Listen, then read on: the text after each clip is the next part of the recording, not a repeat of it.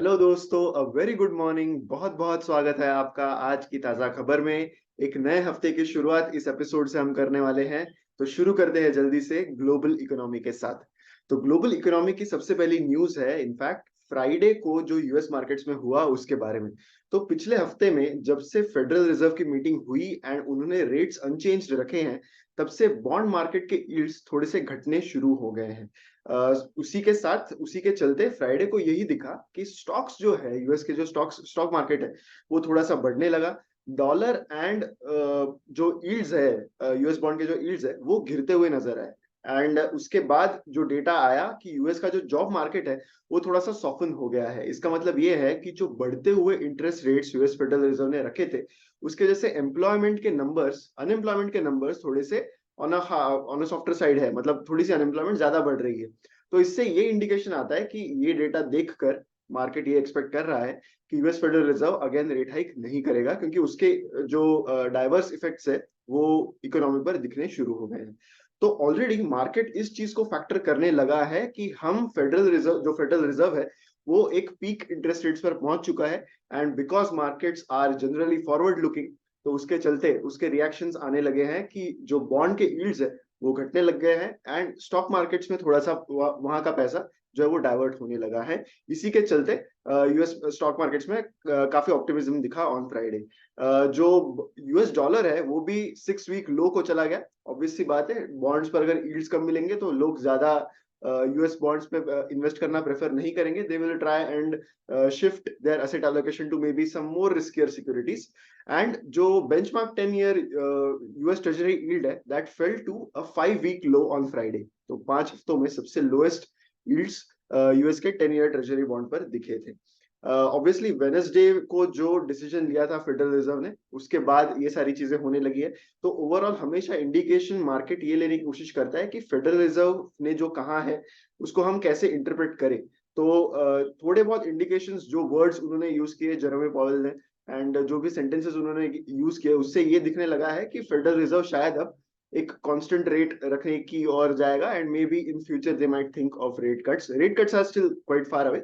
But फिलहाल ऐसे indications तो नहीं दिख रहे मार्केट को कि यहाँ से रेट्स और बढ़ाए जाएंगे। इसी के चलते काफी सारा ऑप्टिमिज्म स्टॉक मार्केट्स में दिखा। अब बढ़ते हैं इंडियन इकोनॉमी की ओर, जहां पर जो न्यूज है that is about the FPI selling. So foreign portfolio investors का जो सेल ऑफ है वो नवंबर के मंथ में भी कंटिन्यू होता हुआ दिख रहा है। जो 3 ट्रेडिंग सेशंस हुए हैं नवंबर में, तो उसमें लगभग 3,400 करोड़ एफपीआईज ने मनी पुल आउट किया है फ्रॉम द इंडियन मार्केट, यानी बेचे हैं उन्होंने उतने वर्थ के stocks and they have tried to invest in some other securities. पिछले अगर 2 महीनों की हम बात करें, अगर हम अक्टूबर देखें या फिर सितंबर मंथ भी देखें, तो अक्टूबर में एफपीआई ने 24,500 करोड़ रुपीस जो है वो कम कर दिए थे। That's sold that much worth of securities in the Indian markets. September month में भी 14,700 करोड़ वर्थ ऑफ सिक्योरिटीज जो है वो एफपीआई इन्वेस्टर्स ने इंडिया से पुल आउट किए थे। ये आउटफ्लो जहां तक की बात आती है, लेकिन इनफ्लो की जहां तक बात बात करें, अभी आउटफ्लो हो रहा है लेकिन इनफ्लो उसके 6 महीने पहले काफी सारा हो गया था। तब एफपीआई ने मार्च से अगस्त में 1.74 लाख करोड़ के सिक्योरिटीज बाय किए थे इन द इंडियन मार्केट्स। तो उसके बाद ये एक डाउन ट्रेंड नजर आ रहा है। लेकिन अब आगे क्या होगा, इससे इसकी चर्चा काफी होने लगी है। तो जो ट्रेंड्स दिख रहे हैं इकोनॉमी के, मैक्रो इकोनॉमिक ट्रेंड्स दिख रहे हैं, या फिर जो इकोनॉमिस्ट का भी कहना है, तो गोइंग फॉरवर्ड ऐसा सेलिंग ट्रेंड अनलाइकली है कंटिन्यू होना। उसका रीजन वही है जो हमने ग्लोबल इकोनॉमी में डिस्कस किया कि अब तक जो चीजें हो रही थी वो राइजिंग बॉन्ड यील्ड्स की वजह से हो रही थी। अगर बॉन्ड्स यूएस बॉन्ड्स पे आपको अच्छे यील्ड्स मिल रहे हैं, then why would foreign portfolio investors look at emerging markets. लेकिन अब ये यील्ड्स घटने लगे हैं एंड ये यील्ड्स घटने से जो रिस्क रिवॉर्ड रेशियो है यूएस बॉन्ड्स का वो अब थोड़ा सा इमर्जिंग मार्केट्स के फेवर में आना शुरुआत हो जाएगा। अब इससे इंडिया के मार्केट्स बढ़ेंगे या नहीं बढ़ेंगे इस पर हम बात नहीं करेंगे, इस पर हम चर्चा नहीं करते, क्योंकि मार्केट को टाइम करना ये हमारा उद्देश्य नहीं है। लेकिन हम ये मैक्रो इकोनॉमिक चीजें देखकर क्या क्या हो सकता है इनकी पॉसिबिलिटीज यहाँ पर देख सकते हैं। तो फिलहाल जो चीजें हैं, बहुत सारी चीजें हैं, not just the US treasury bond yields but also थोड़े जियोपॉलिटिकल टेंशंस भी बढ़ते हुए नजर आए हैं। जो भी इसराइल एंड हमास का जो कॉन्फ्लिक्ट है वो अभी भी एस्केलेट होता हुआ दिख रहा है। तो ऐसे में उस टेंशन की वजह से भी कई बार जो एफपीआई होते हैं वो अपने पैसे पुल आउट कर लेते हैं किसी कंट्री से तो ये सब चीजें करंटली एग्जिस्ट कर रही है। ऐसे करंट सिनारियो में कुछ एक्सपर्ट्स का ये भी मानना है कि safe haven assets like gold, इनका प्राइस भी बढ़ सकता है। कुछ एक्सपर्ट्स का ये भी कहना है कि यूएस डॉलर भी इसमें थोड़ा सा स्ट्रांग हो सकता है, लेकिन गिरते हुए बॉन्ड यील्ड्स यूएस डॉलर के लिए अच्छे नहीं होते, तो उसका एक जो ऑपोजिट इफेक्ट है वो भी यूएस डॉलर पर आता रहेगा। अब बढ़ते हैं कुछ स्टॉक वाइज अपडेट्स की ओर। बहुत सारे रिजल्ट्स हैं जो इस वीकेंड को बहुत सारे कंपनीज ने दिए थे। फ्राइडे एंड सैटरडे के मेनली हम रिजल्ट्स यहाँ पर कवर करने की कोशिश करते हैं। डेटा पैटर्न्स ने 61% का इंक्रीज दिया है on their net profits in the Q2 results that they have declared, and इसके साथ उनकी नेट प्रॉफिट की फिगर 34 करोड़ हो गई। ओवरऑल काफी अच्छे रिजल्ट्स दिख रहे हैं जितना मैंने एनालाइज करने की कोशिश की है इन रिजल्ट्स को। ये एक चेन्नई बेस्ड कंपनी है जो वर्टिकली इंटीग्रेटेड है in defence and aerospace sector. तो ये बेसिकली एक ईएमएस प्लेयर ही है जो डिफेंस एंड एरोस्पेस में ज्यादा कॉन्सेंट्रेट करते हैं। यहाँ इसकी वजह से उनके मार्जिन भी काफी बेटर है, एंड ऑब्वियसली डिफेंस सेक्टर काफी ज्यादा प्रोमिनेंस गेन कर रहा है इन द लास्ट 2 years, तो उसका भी फायदा कंपनी को यहाँ पर अच्छे से होता हुआ नजर आ रहा है। Orders in hand as on date, that is as on Q2 quarter end, were 1003 crores, and कुछ ऐसे ऑर्डर्स भी है जिनका नेगोशिएशन अब तक कंप्लीट होना बाकी है। रेवेन्यू की जहां तक बात आती है वो 23% से इंक्रीज हो गया है to 108 crore in Q2 of FY24। Order book जो मैंने कहा कि 1000 करोड़ हो गई है, वो 20% से इंक्रीज हुए हैं on year basis. And mainly जिन पार्टीज से उनको ऑर्डर मिले हैं that includes HAL and BEL। तो डिफेंस बेस्ड ऑर्डर्स, DRDO से भी कंपनी को काफी सारे ऑर्डर्स मिलते हैं, तो डिफेंस बेस्ड ऑर्डर्स का इनफ्लो अभी भी काफी स्ट्रांग है। एंड ऐसी ग्रोथ के चलते ही it is not surprising to see कि इस कंपनी का वैल्यूएशन भी उतना ही ज्यादा करंटली नजर आ रहा है। अगले रिजल्ट जिनकी हम डिस्कशन करने वाले हैं दैट इज PB फिनटेक, जिनके Q2 रिजल्ट्स आए थे। इस कंपनी का लॉस जो है वो नैरो हो गया है by 89% year on year to 21 crore. ये नंबर्स काफी बड़े नजर आते हैं बिकॉज बेस काफी छोटा है, इसलिए ये नंबर्स काफी बड़े नजर आ रहे हैं। हालांकि अगर हम सीक्वेंशियल क्वार्टर से कंपेयर करें, यानी Q1 से अगर हम कंपेयर करें, तो ये लॉस जो है वो थोड़ा सा बढ़ चुका है, लेकिन अभी भी they are quite close to gaining the bottom line profitability. Currently net loss इनका 21 करोड़ रहा इन Q2। रेवेन्यू है जो कंपनी का जो बढ़ गया है बाय 42%। तो ये सारे जो ऑनलाइन एग्रीगेटर बेस्ड कंपनीज है या फिर जो स्टार्टअप बेस्ड कंपनीज है like Zomato and PB fintech, इनका ज्यादा कंसंट्रेशन जनरली होता है कि हम रेवेन्यू ज्यादा बढ़ाए, ऑल्दो प्रॉफिटेबिलिटी पर ये ज्यादा ध्यान देने लगे हैं आपसे, लेकिन रेवेन्यू कंपनी का 42% से बढ़ गया है। मेन रीजन जिसकी वजह से ये इतना हेल्दी इंक्रीज दिखा है in the revenue numbers and the EBITDA numbers also of the company, इसकी इनके कंट्रीब्यूशन मार्जिन्स जो है वो अच्छे बढ़ चुके हैं, एंड रिन्यूअल रेट जो है वो भी काफी अच्छा हो गया है इन Q2। EBITDA पॉजिटिव कंपनी पूरी तरीके से हो गई है इन Q2, एंड जो उनका कोर ऑनलाइन बिजनेस है उसका EBITDA 11% का रहा इन Q2। अगर हम पैसा बाजार की बात करें, बेसिकली PB फिनटेक जो है वो होल्डिंग कंपनी है ऑफ पॉलिसी बाजार, पैसा बाजार एंड ऐसे और भी 2-3 इनके सब्सिडरीज है। तो पैसा बाजार जो कंपनी का क्रेडिट बिजनेस है, वहां पर लोन डिसबर्सल्स Q2 में 16,500 करोड़ के रहे। हालांकि पैसा बाजार ये अपने बैलेंस शीट से लोन्स नहीं देता है, they are just an aggregator जो फैसिलिटेट करते हैं ऑफ लेंडिंग।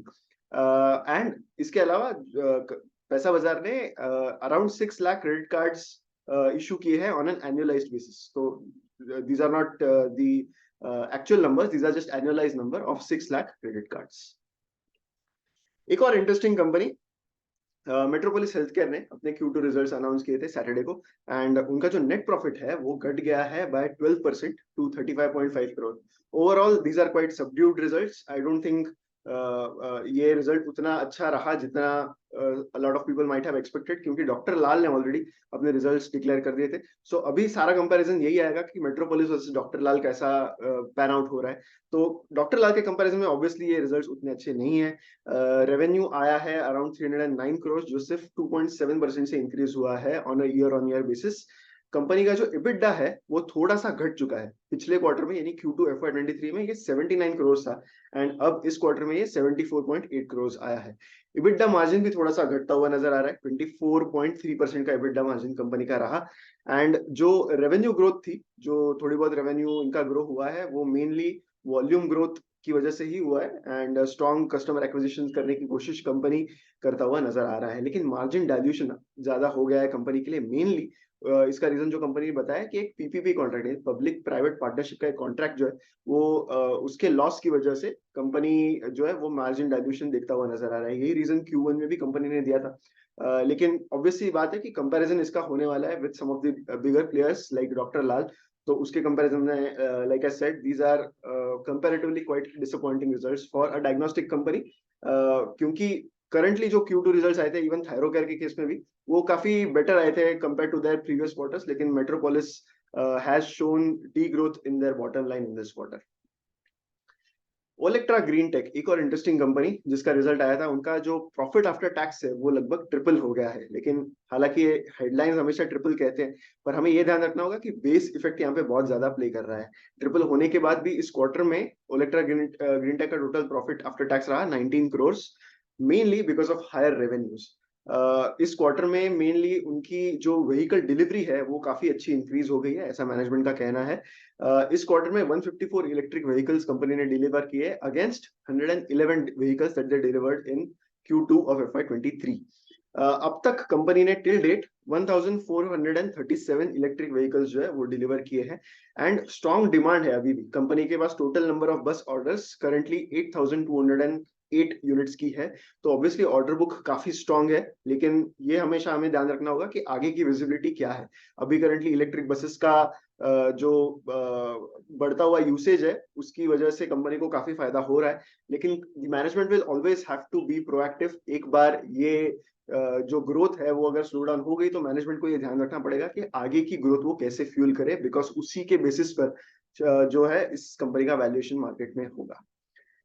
एसबीआई एक और इंटरेस्टिंग रिजल्ट जो सैटरडे को आया था कि एसबीआई के जो नंबर्स आए हैं उसमें 8% जंप है उनके नेट प्रॉफिट में, एंड नेट प्रॉफिट की फिगर हो गई है 14,330 करोड़।